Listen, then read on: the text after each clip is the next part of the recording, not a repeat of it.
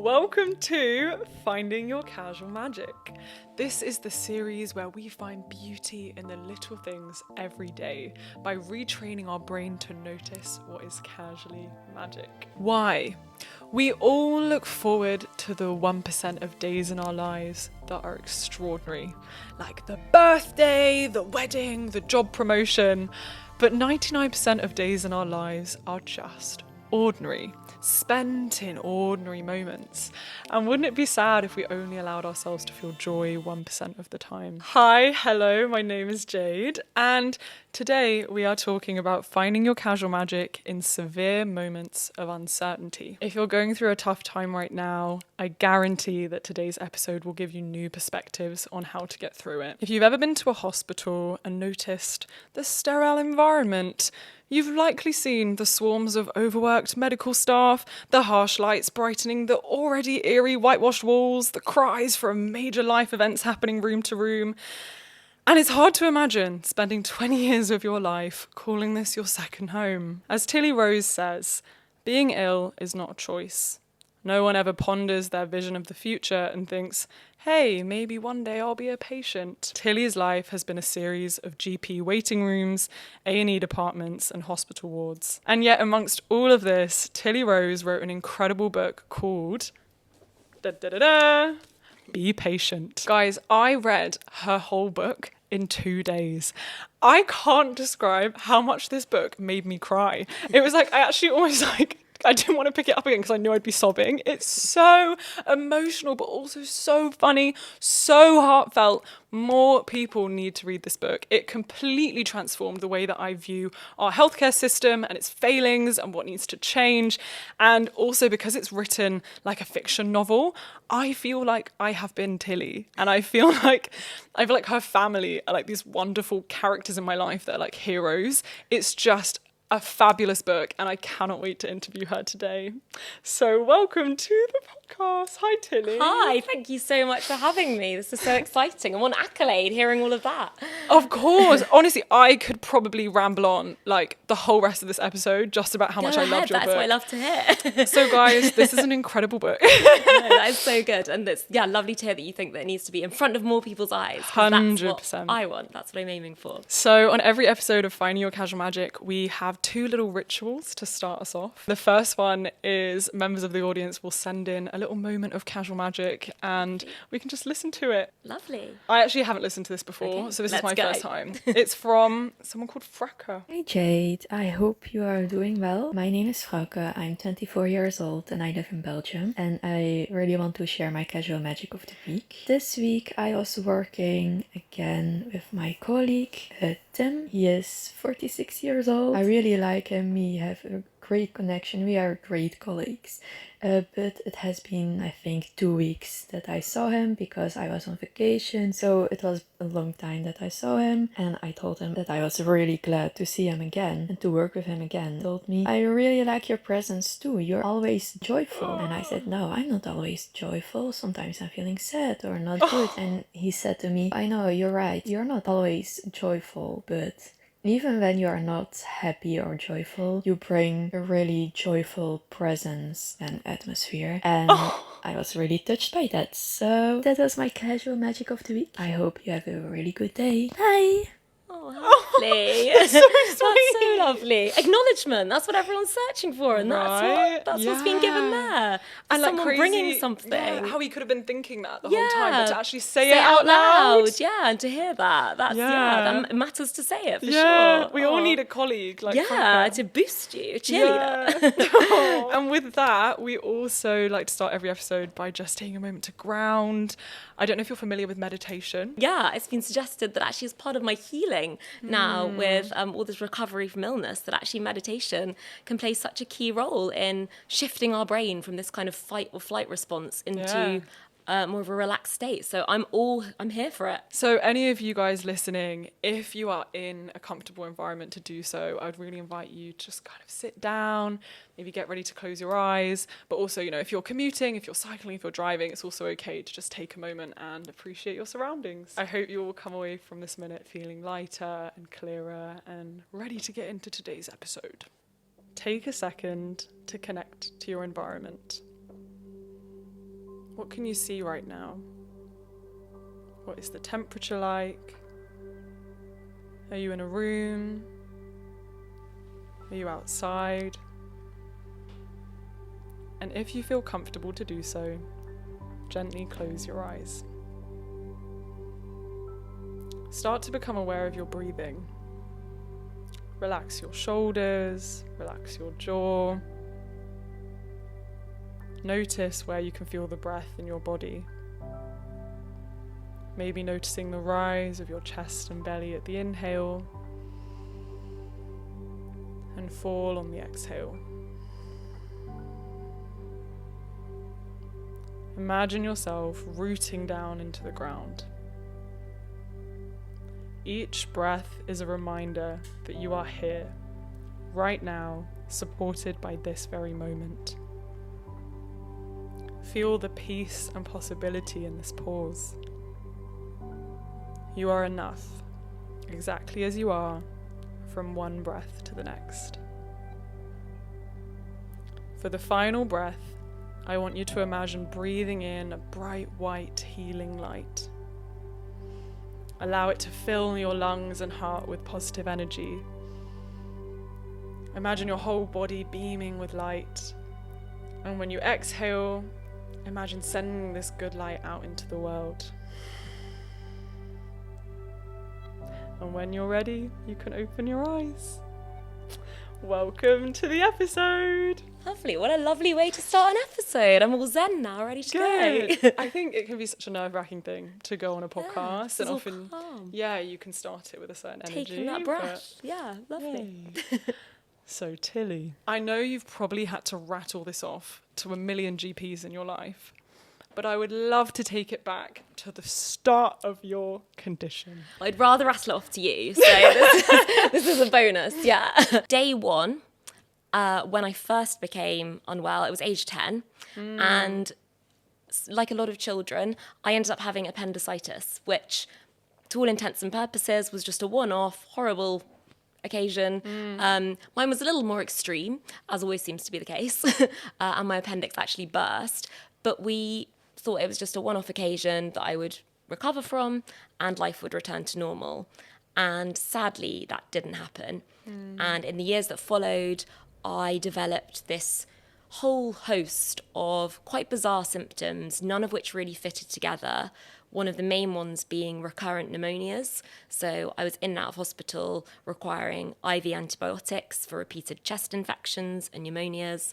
And then age 16, I had an emergency bowel resection. And again, was told you had to have this major operation, but nobody knew why it had happened. So I kept being faced with the terrible symptoms, but not an explanation as to the cause behind them all. And it was that kind of started this journey of being the medical mystery that nobody wants to be. You don't want to be a mystery in medicine.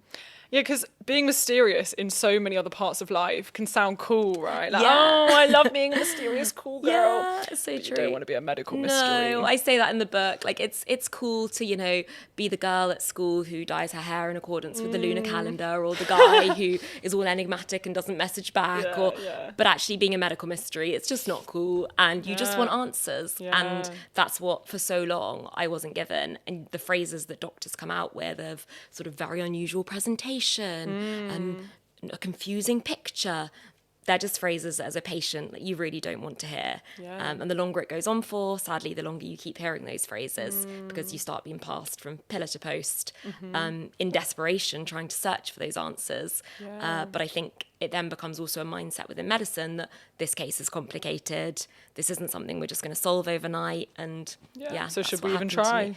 And that's what happened to me, sadly. In your book, you walk us through so many scenes of frustrating encounters with medical professionals. Maybe you could paint a picture of your patient life. Yeah, so I think it obviously changed over time. Sure. And I think there was a massive transition in my life from sort of day one where you're under paediatric care. And that is a much more comforting environment in my experience. And then age 18, you're deemed an adult and you can now be exposed to everything. And overnight, you're on wards where there are really terrible things happening. Like, it's not just a case of the kind of medical treatment and the medicine side of things. It's a case of you're here in this bed and literally where you are, the person next to me could be dying. And you don't imagine that in our hospitals to be taking place in that kind of proximity. But it's those stories and those things which probably had more impact on me than the medical side of things. And there was this huge transition in my journey in that respect, going into adult care. So it was the things that I saw that were tragic to witness that, of course, stay with you. And then it was the fact that I was seeing them on repeat. And I think there is often a view that sort of when something keeps happening in life, it gets easier because you get used to it.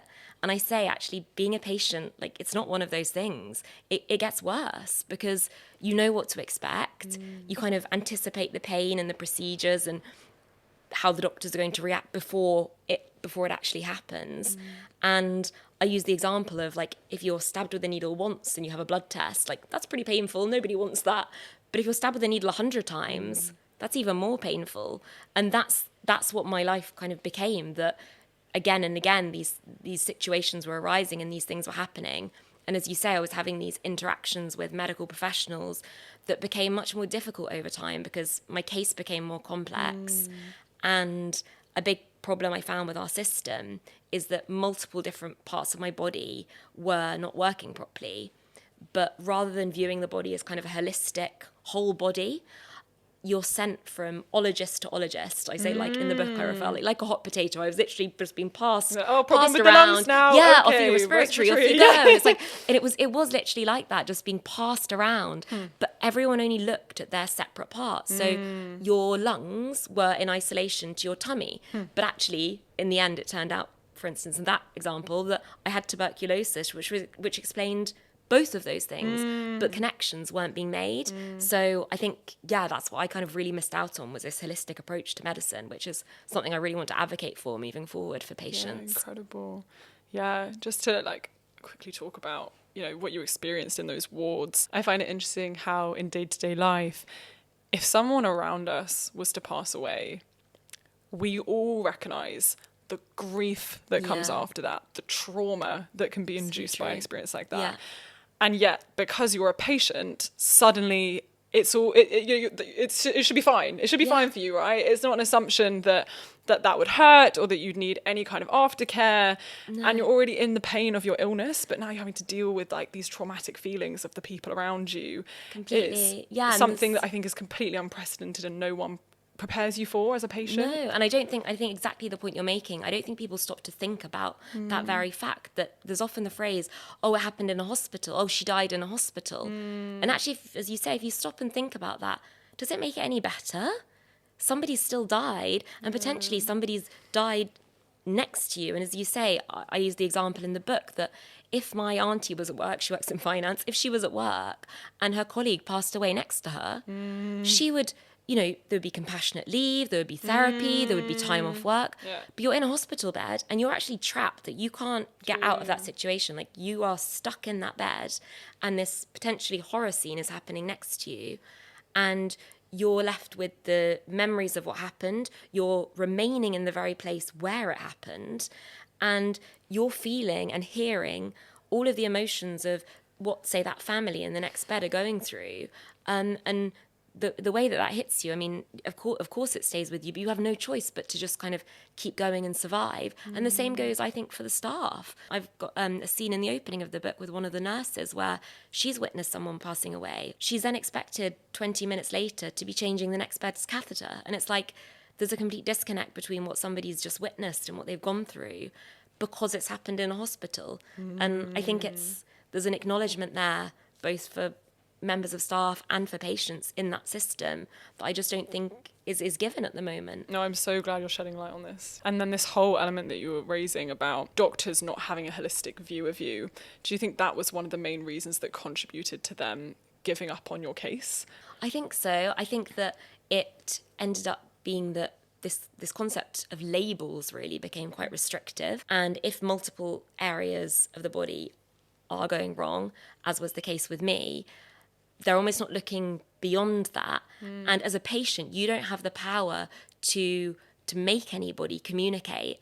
And I think what needed to happen was they needed to sit around a table as all these different ologists and be able to put their ideas forward. And I think for rare disease patients, for undiagnosed patients, that would be so beneficial if we could have some sort of system where they actually came together and all of these brains could solve it. And I think you're right. The problem was if then they couldn't solve their bit of my body, it became very easy to then say, oh, well, it's not that that's causing it. And as a result, nobody took ownership. And I really needed somebody to take ownership of my case and to kind of manage my case. Yes, and to bring in alternative perspectives and voices. Yeah. And I think without that, it didn't stand a chance. And there was one doctor who you might have read about, my maverick doctor, who's my hero.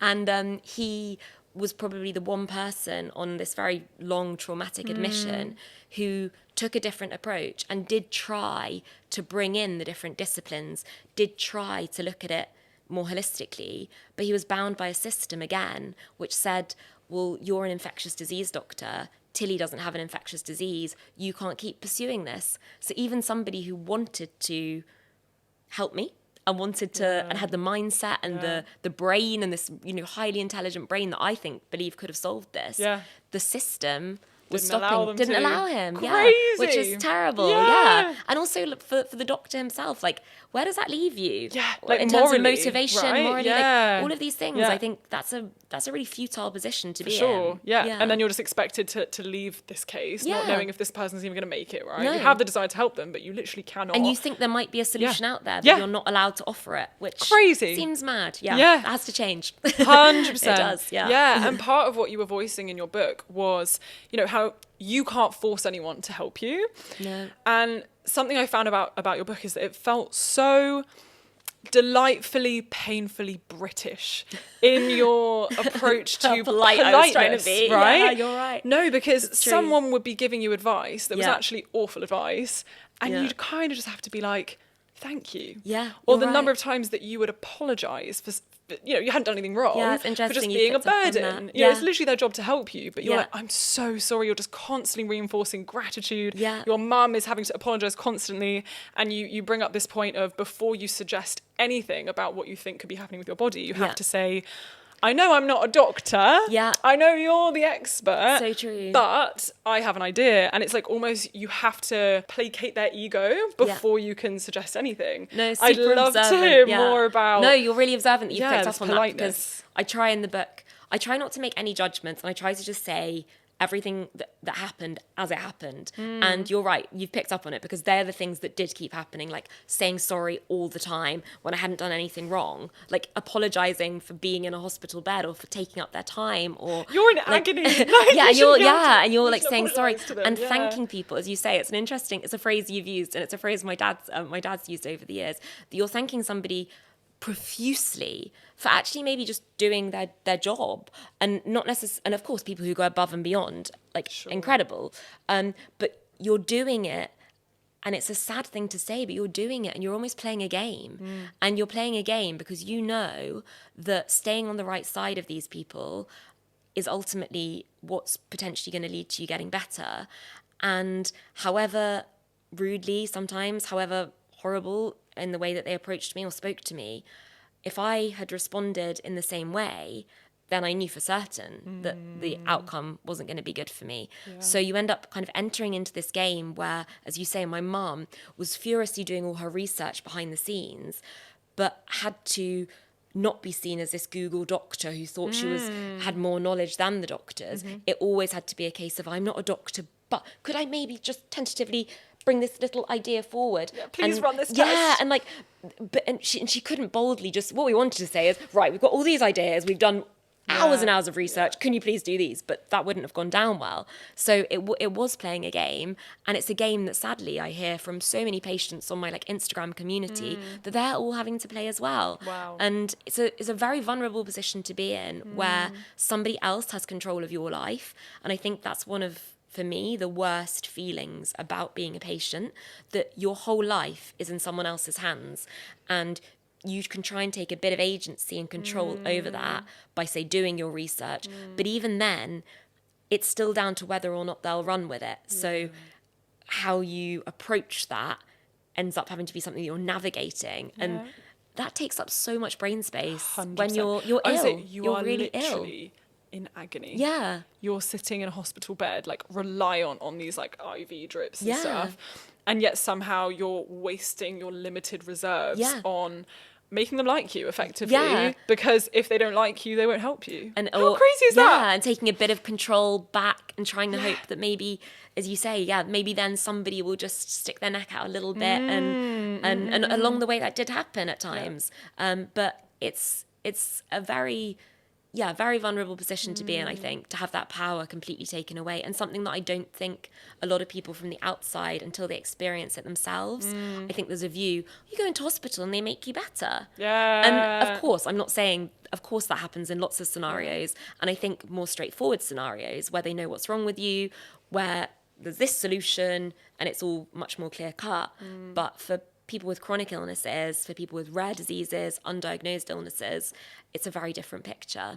Yeah. Something else that I found really interesting from your book was how you didn't necessarily want to share the details of your illness with the close people in your life. So you would almost be living a double life. Yeah. You'd be going to university, you'd be cramming, you'd be doing your essays. You also went to Oxford, so it was very characteristic of students to just be by their desk in their bedroom, that's right? very true, Maybe you weren't even seeming strange No, to like not never at be seen all. on campus because you're just in your room studying. That's what we did. And then you'd be rushed to hospital and Yeah. potentially being there for weeks on end, like desperately trying to find a solution to an unknown health issue. Yeah. So why did you decide to keep these like very major parts of your life a secret from a lot of people you love? Back when I was at uni, I think I was so much in the university bubble. And at that age in particular, I don't know if there's something you can relate to as well, but there was this desire to be like everybody else. So I was paranoid about being anything other than just Tilly. Like I didn't want to be labelled as Tilly the patient. I didn't want that following me around uni, around campus. I wanted people to know me for me. And as a result of that, I had this really strong desire to compartmentalize my life. So I had like the Tilly who existed at uni, who was, as you say, like doing her degree, who could maybe go to some of the socials if I navigated and like worked my week around it, but kind of would then go to the socials knowing that the likelihood is I'd end up with a pneumonia and back in hospital. And it was this constant like toss up. And of course, over time, as the illness progressed, it became much more difficult for me to hide. But day one, like it was like my mum like creeping through the quad at night with my medications, like so my friends didn't see. And like I wanted, to be normal. What is normal? But that was at the time what I was like striving for. And actually, as time went on, it became more difficult. But also when I graduated and I was kind of out of this university bubble, it suddenly didn't seem as big. And I think I was always conscious of like, Tilly, that girl in fourth year, the one who's got tuberculosis. Like, that's not who I wanted Your to be known identifier, as. Yeah. And like, particularly when my illness then had a label, and it's a label that sadly has stigma associated with it, that I was scared about being that person. And I think outside of the university bubble, it just didn't seem to define me in quite the same way. And that's when I then slowly started to open up more to my friends, people around me. And then who would have thought it? The girl who wouldn't even tell her friends, now it's in a book and all over Instagram. It's quite ironic, isn't it? Yeah, it's kind of changed. So I've and as I've done that, I've realized that so many people have got these stories that actually it's validating what other people are going through, and it's been cathartic for me, but I think it's also been a huge acknowledgement for other patients. And I've seen the power of opening up and actually letting people in, and now it's definitely the best thing I ever did. And I wish I'd really maybe done it earlier, but maybe I wasn't at the right stage then, and maybe it wasn't that wasn't my way of question coping. Also, do you kind of wish that you'd let people in earlier? Yeah, I mean, I've said that as a kind of throwaway remark, I guess, but actually at the time, that was how I got through. And I don't know, had I approached it differently. Like I was trying to navigate doing an Oxford degree with tuberculosis on 18 months at one point of a mixture of antibiotic and chemotherapy treatment. Like it was like the world I was living in was so alien and so different from my friends that actually at that point in time, I don't know whether that would have been the way to cope. And somehow I got through, and it worked for me at that point in time. So I did it. I guess I can only look back at it and say that, it worked then, but it wasn't a coping mechanism that was going to serve me in the long term. And is now perhaps something that helps you relate to many people around the world who are scared to let people in. Massively so. Yeah, I completely understand that feeling. And it terrified me in a way that now I almost can't comprehend, like, why was I so scared? What was I so scared of?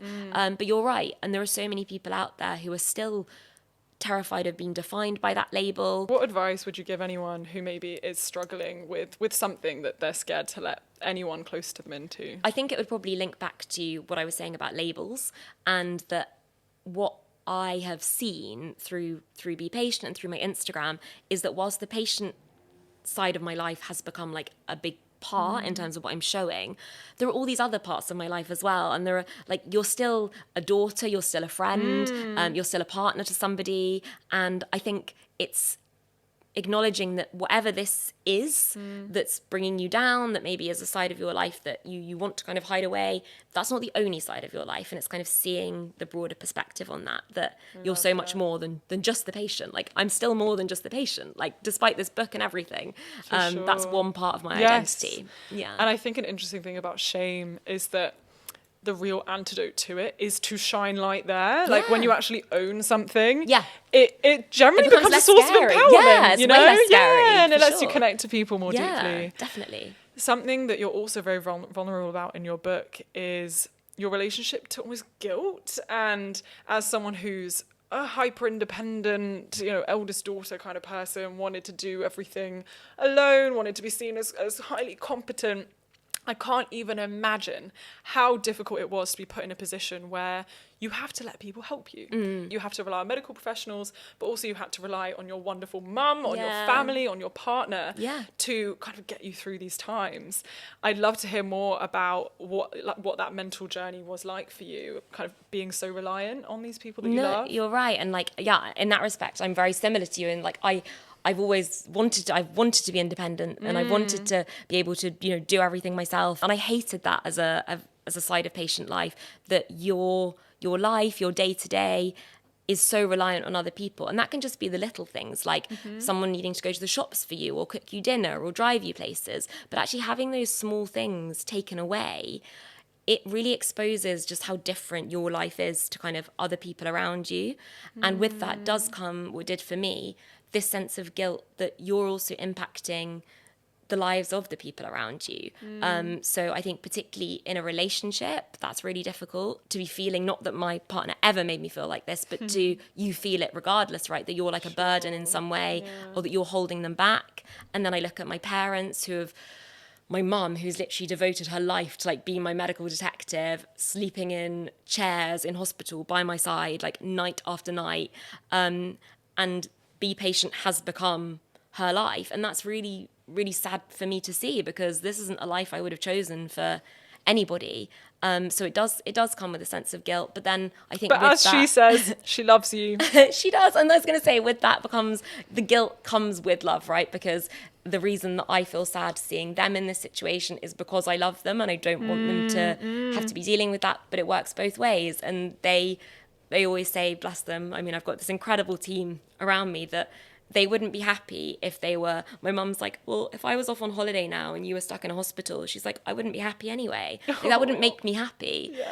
Because the situation would still be the same. It's like you make her happy by letting her help you. But that's a hard psychology to get your head around, because nobody wants to put that on the people they love. But I'm very lucky with the love. Terrible health luck, but very lucky with the love. Can we talk more about your mum? We can. Right, so guys, reading this book, because it's written like a fiction novel, like it's literally one of the best memoirs I've ever read, I really mean that. The character of Mum, she feels like a hero to me. Like, the number of times that your mum was dropping wisdom that just made me cry. She's such an incredible woman. She like, is. Her raw dedication and love for you getting better, is just so admirable and inspiring. Just like how love can get you through like the toughest of moments. And one of the things that I love, a quote from your mum, I don't even know if this is real stuff or it's just fictional, but like one thing that your mum would say is, I can get through anything. Oh no, this is real. It's Really? all real. Yeah, it's all real. You're going to say the cup of tea. Yeah. I can get through anything as long as I have a cup of tea. Yeah, that is her. Yeah, her tea is her everything. Yeah. What do you think a cup of tea represents to your mum? Well, I think what happens is when you're in these really extreme situations, which we've been in on repeat, like again and again, we always say the little things end up meaning so much more because you're not going on the luxury holiday or out for the night out or out for the dinner. You're in the hospital room and your highlight of the day is that cup of tea. That's as good as it gets. So you appreciate that cup of tea as if it's the luxury holiday. And I think actually that's something that's then my boyfriend says with my family. Like he's like, oh, it's always something I've learned from you guys because we just in life, like we celebrate the cup of tea moments because for us, like when we're out of hospital, say, and like we're sitting in the garden in the sun and drinking a cup of tea, like that's not just a normal moment for us. Like that is, it's one of your casual magic moments. Like that is a beautiful moment that should be celebrated. I call them in a similar way to your casual magic. I call them small or big wins in patient life. And it's a similar concept because they end up mattering so much more. And my mum, hers is her cup of tea. And I mean, what a woman. If a cup of tea has got her through the last 20 years, like with all that she has done, like that's pretty impressive. And as you say, like she is one of the absolute heroes of this book. And I wouldn't be here without her. I wouldn't actually be sitting here alive without her. But also, as you say, her words of wisdom throughout the book, which are all her real words that she's come out with over the years, her kind of ability to get me to talk about and process everything that's happened has 100% been like mentally what has got me through. Like we've spoken about it every step of the way. Like she was always intent that we had to have a plan. And if we had a plan, we could get through anything. And that's been our like mantra and it's worked. Like we always had a short-term plan and we had a long-term plan. And if you have a plan, like you're always moving forward and there's hope. And she gave me hope. But she also, I think, as you say, her reason for doing it started off as her absolute love for me as her daughter, which was amazing, is amazing. But I think what she's seen and she's become so passionate about is she's seen all of these scenes unfold on hospital wards. And she's seen the way people are treated. She's seen the people who are there with nobody to help them. She's seen the kind of tragic cases of particularly young women that we've seen that are kind of being ignored in the healthcare system. And for her, this has become so much bigger than just me as well. And I like look at her, you know, she left school at 17. She had no medical science background. Like she's completely taught herself all of this highly in-depth medical knowledge and information that has empowered her to be able to fight my cause with the doctors. And I think her story is also a testament to, in life, just what human beings are capable of. That she says she would never have thought she was capable of doing the things that she's gone on to do. Understanding like deep medical like science. She's there like cytochrome P450 pathway, and like the doctors are looking at her like, and they kind of have to stop and then like engage because she's got that knowledge now. But it just shows that I think you don't know what you can do until you're, and she would say forced to do it. I'd say she chose to do it. And how has your health journey maybe changed your perception of your mum? I think we have become to each other, like I say, she's like another limb to me. Like she's not just my mum. Like we are so in tune. It's kind of unbelievable. We've lived and breathed like every single step of this journey together. And I think to have somebody who you know is there for you and will never leave your side, whatever happens. Like, I am so incredibly lucky to have that. But also to have somebody who, a lot of people say they love you in life. Like, people say, it's a phrase that we use. But to have somebody who actually shows that they love you, like, literally every second of the day or night, like, when I've been up all night, like, that is something unique and special. And I think that's something I hope that people can learn from Be Patient, that there are so many ways that we can show that we care about people. And I think sometimes when people are in difficult situations, people think, I don't know what to do, I don't know what to say, it's especially a bit in the UK, what do I say? Yeah, and actually I think like what I've learned from my mum is she acknowledges it. She always acknowledges what I'm going through. And and says, you know, this must be really frightening for you, or this is really, you've had a really awful day. And sometimes just hearing that is enough. But then also the kind of little gestures that she's taught me that it's kind of funny now, I feel like have filtered into kind of my friendship groups and things, because over the years they've then said, like, what can we do? What can we do to, we don't know what to do to make this better. And I'll say, you can't do anything to make it better, but you can acknowledge that it's really, really shit. And like and don't sugarcoat it. No, and actually just tell me that like this is crap, and like we're so sad that you're going through this. And I think my friends and we're closer for that as well, because it's led me to have those conversations with them. I love how in the book as well you say that one of the most common questions people will ask a patient is, are you feeling any better? Yeah. And how you were saying that with a chronic illness. Yeah. Actually, no. Like, you were not feeling better. You felt progressively worse over time. And everyone wants no you silver to lining, say, no, you know? everyone wants you to say yes. Yeah. Because in life, which is completely fair enough, everyone's looking for that kind of positive, like, that thing that they can cling on to. And when you keep saying, no, actually, like, it's still not going well, that's not the answer that people want. And I think that's when sometimes in conversation, even with people close to you, there can be this awkwardness that then they think, oh God, like, what do I say now? Like, she's not getting better. And that's when I say, like, just acknowledging that that's actually an awful situation to be in. But then also just like little things that people can do, like, you know, keep sending the text messages. Like, even if someone keeps being ill, it doesn't mean that then the fifth time they're ill, you think, do you know what? I'm not going to text them this time. But the first time they're ill, it's like this big shock drama. And I think that's like the another broken thing. leg. Okay, I'll go sign your cast. Yeah, but then actually, like the fifth time that something happens, does it then not matter anymore? Does it become awkward now? Yeah, and it's like, I think it's those things that like keeping up those things, even if it's just a text or a phone call or a text that, you know, I'm too ill to reply to, but it's for a patient. Just to know that somebody out there, which is my friends are amazing with that, and like they're so good at like embracing my whole family, because it's the rippling effect it has. So all of those things I think we can learn from for sure. Where does your mind go if you think about a rock bottom? Do you think you had a moment in your health journey that was like, kind of this was the worst point in memory? Yeah, I think that has to be when I had 3 months in a London hospital, and it really was the sleepover from hell. Like, it was horrendous. And at the end of that 3 months, I was told that they didn't have a diagnosis, and I was having these sort of seizure-like attacks multiple times a day. And they said that they were going to discharge me on what they called it comfort care, which is effectively palliative care.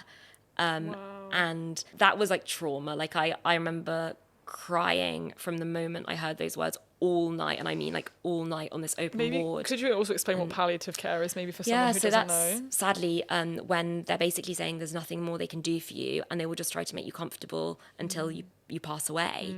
And that is an awful phrase for anybody to hear, but to hear that when you actually don't have a name or a label for what's wrong with you seemed somewhat unbelievable, because in my eyes there were still options out there, and there were still tests that could be done, and it just felt a lot like I was being given up on, which really in a way was the case. I had just not long after them being discharged a doctor who turned around to me and said, and he literally pointed across his desk, my mum and I were opposite, and said, you need to give up and accept this as your life. And oh my God, we sat that's there. so savage. Yeah, it was horrendous, and that was another real low point.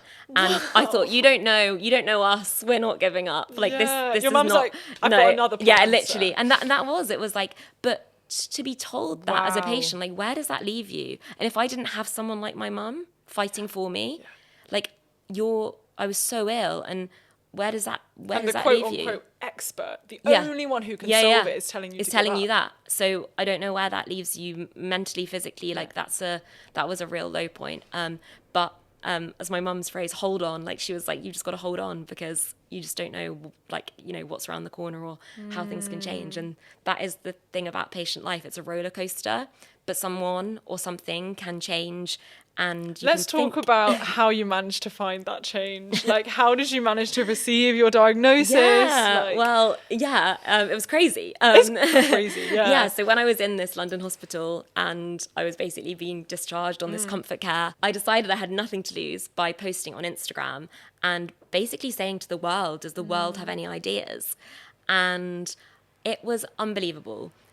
We had messages from professors, PhD students, doctors, medics, patients, families, like all of these direct messages, comments coming in with test suggestions, diagnosis ideas, and we basically just compiled them all into one master list. So at this point, as I say, we've been told to give up. We were not giving up.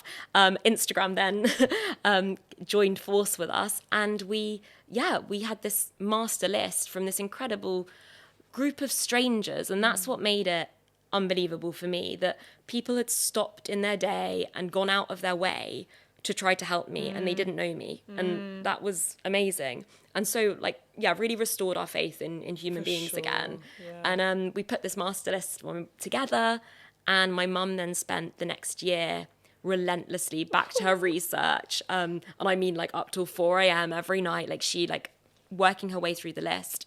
And there was one idea on the list that it didn't quite fit exactly with my symptoms, but enough did that she kept coming back to it and thinking there was something in it. And to cut a very long story short, that led to us in November 23 boarding a plane to Germany and having this very specialist scan, which is ultimately where I got my life-saving diagnosis. And I went on to have what ended up being 3 surgeries in Germany.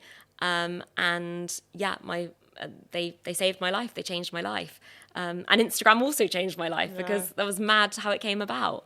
So, a story that I think, really a heartwarming story of how human beings, can change each other's lives. And, that happened for me. And, the definition of not giving up. Massively so, yeah. What advice would you give to someone who is thinking of giving up? Someone who is maybe in a situation that feels hopeless? What I'd say to that is that I think when we use the word hope, we often have this, well, I don't know, I certainly did, this sort of vision of something calm and gentle and light coming off it. And I don't know, I think of the colour yellow and it's all very lovely.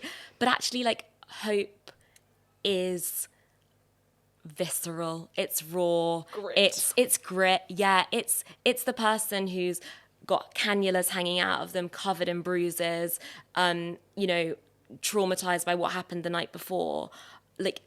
That is what I say in the book is a vision of hope, because you've been through all of that and yet you're still here. Yes. You're still in some capacity holding on. And I think you can look at yourself in those moments and think there is no hope. But that is that's the definition of hope, pushing through that.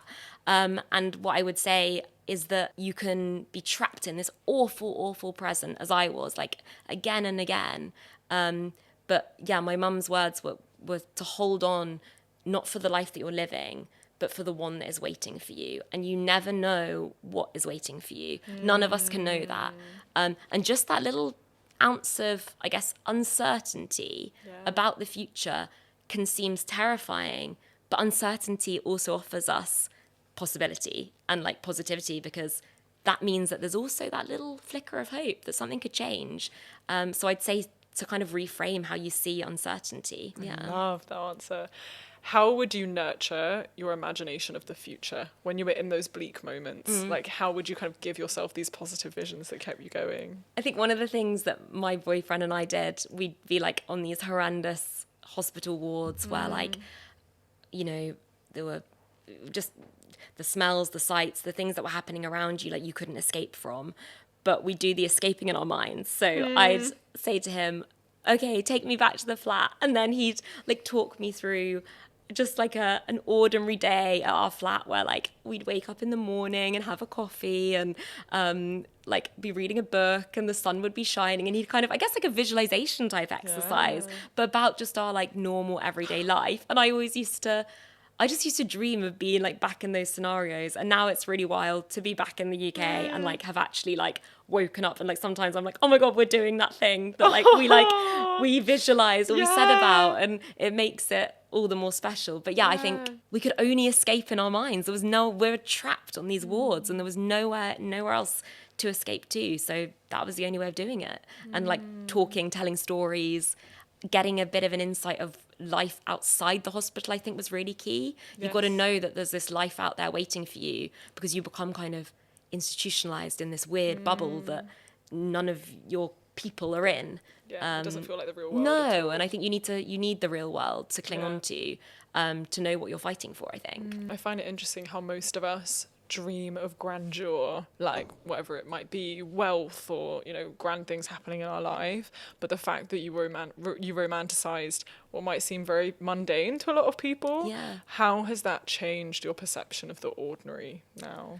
I think, literally in line with your podcast, Jade, I think that the ordinary has become magical, because the ordinary is what I've just dreamed of having. Like, and all I say when I'm in these like awful situations, when I've been curled in balls, like screaming in pain, I'm like, I just want an ordinary life.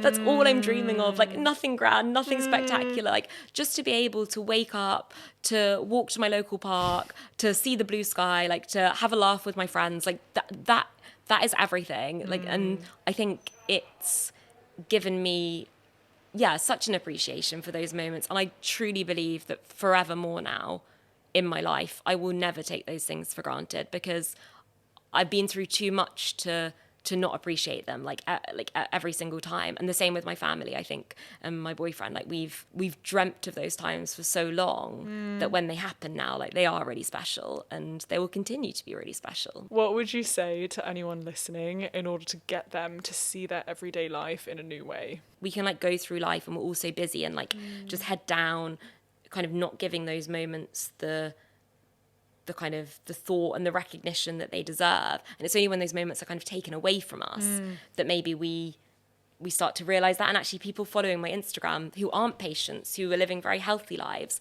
have said that it's given them or get messages saying it's given them a new appreciation for those little moments, that it's kind of made them stop in their tracks and think, actually, oh God, if I was stuck in a hospital right now, like, I wouldn't be able to do this, or I wouldn't.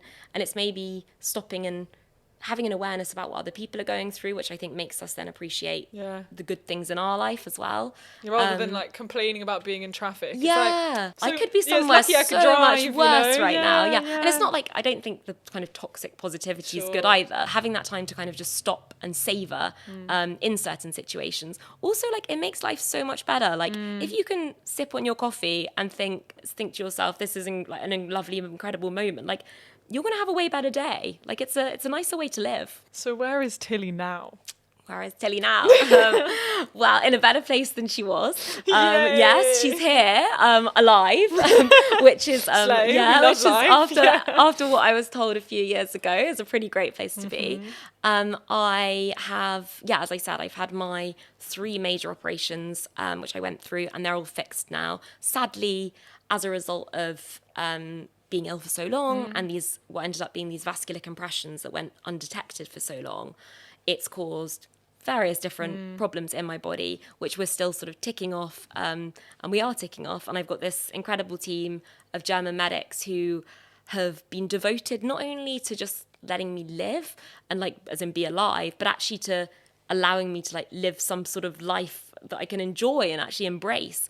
And they've been really committed to giving me that. So that's where Tilly is now, looking forward to starting to do these ordinary things that I haven't done for so long, which has been amazing over the last few weeks. Like, I came back and it was such a whirlwind. I left Dusseldorf, 24 hours later had my book launch, and was like, I was in the hospital 24 hours before, and then suddenly I was standing on this balcony with like 200 people thinking, and again, like, that's what I'd lain in the hospital bed, like visualizing that for so many months, weeks, and it happened.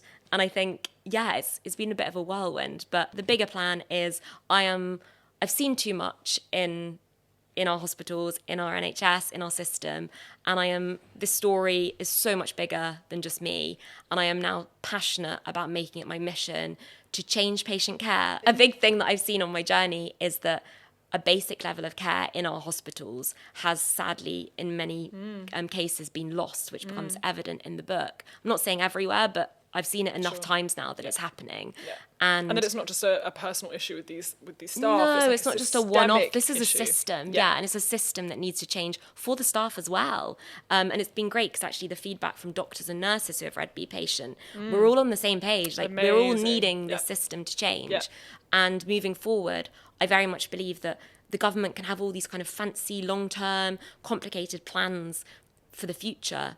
But if they don't get this basic level of care right first, like there's no hope for these big advances that they've got planned. So my big mission now is to keep raising awareness about kind of showing what is going on in our hospitals, hopefully getting this in front of West Streeting, making this my mission moving forward. This is so much bigger than just me and just my book. And the messages that I'm getting from all of these people online is that like this is everyone's story. And I think key to it is this can seem kind of unique to me in terms of my complicated health journey, but actually every single one of us will be a patient at some point in our lives. So I really think that it's a cause that whether we're fighting for ourselves or our loved ones, this is important for everyone to be invested in. So true. I'm so glad you are dedicating your life to this mission because we need it. Yeah, we need it. I think we all hear, fleeting lines like, oh, the NHS is in a bad place. But I think your book is really shining light on how much needs to change.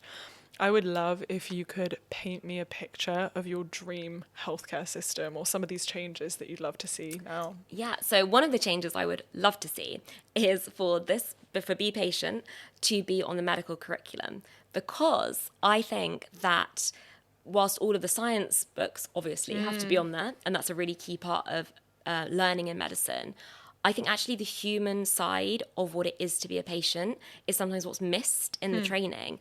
And care is so much more than just medicine. Yeah. Care is this broader picture of the people in our hospitals, treating them, acknowledging them, realizing that they're human beings with lives, families, everything beyond that. And I think that for doctors to be reading something like this during their education, I think it could be game changing. Then the other thing, kind of more to do with our system itself, is a big problem that I face in the book is a lack of continuity of care. So it's this kind of jumping from ologist to ologist, and I think just generally for patients now unable to get GP appointments, there's not consistency with who you see. And again, what we lose in that system is that we stop seeing people as people and they're just patients, they're just another patient. And actually continuity of care allows a doctor to get to know the patient or the person behind the patient label. And as a result, the care can be so much better as a result of that, because they know what you're usually like. They know if things have gone up or down. Yeah. They have a sense of you. And I think that's been lost. So that's a big one. And then my third one would probably be rare illnesses. That there's a line in the book that I say that they're taught in medicine. If you hear hoofbeats, think of horses, not zebras. And the concept is that you should think of common diagnoses rather than rare ones. And as a result, the zebra has become the symbol of rare disease. And I say that for zebra patients, there just aren't the resources out there to put the time into solving these cases. But actually, as we touched on earlier, if a group of people sat around a table and all put their different, very clever minds together with these different parts of the body, I think that these cases could be solved so much earlier and would actually save our government money in terms of the amount of resources that are going into just supporting patients like myself who didn't have a diagnosis or had a rare one, that were just kind of sticking plasters. They weren't actually getting you better.